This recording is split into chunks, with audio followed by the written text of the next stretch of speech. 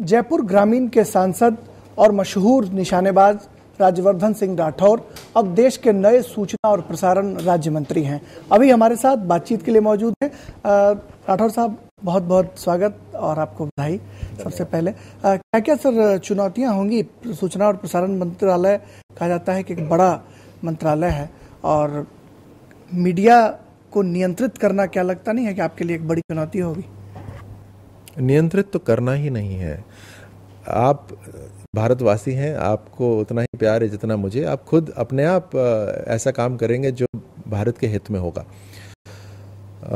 मंत्रालय या जो इसमें डिपार्टमेंट्स हैं बड़े हैं, लेकिन पूरा समझकर उन डिपार्टमेंट्स को की एफिशिएंसी बढ़ाना, ये एक ऑब्जेक्टिव रहेगा, एक उद्देश्य रहेगा। प्रधानमंत्री नरेंद्र मोदी ने प्रधानमंत्री बनने के बाद दूरदर्शन और रेडियो के विकास के लिए काफ़ी कुछ उन्होंने किया है और मन की बात कार्यक्रम शुरू हुई। दूरदर्शन और रेडियो को अपग्रेड करने की बात भी उन्होंने की है। आपको क्या लगता है कि आपके विभाग में आने के बाद इसमें और इसका जो है वो विकास होगा? देखिए, जावड़ेकर साहब ने बहुत बेहतरीन काम करा है जितने समय वो यहाँ पर रहे। उन्होंने कुछ नए पॉलिसीज, कुछ नए प्रोजेक्ट्स लेकर आए हैं। अब अरुण जी मंत्री हैं यहाँ पर। अरुण जी का जो एक्सपीरियंस है, तजुर्बा है, वो उससे बहुत लाभ मिलेगा इस मंत्रालय को। ये जितने भी मीडियम्स हैं कम्युनिकेशन के, उन सभी का उपयोग सरकार करे।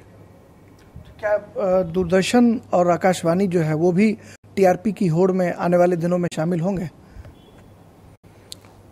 टीआरपी एक ऑब्जेक्टिव नहीं है। टीआरपी एक तरह से, जैसे मैं कहता हूँ, उसमें उस होड़ में आप आपस में लग जाते हैं। मकसद ये है कि अगर आप सही इंफॉर्मेशन, सही खबर लोगों तक और इंटरेस्टिंग कंटेंट लेकर आप लोगों तक जाएंगे तो टीआरपी तो अपने आप बढ़ जाएगी। टीआरपी की रेस एक अलग मामला है और सही काम करना एक अलग मामला है।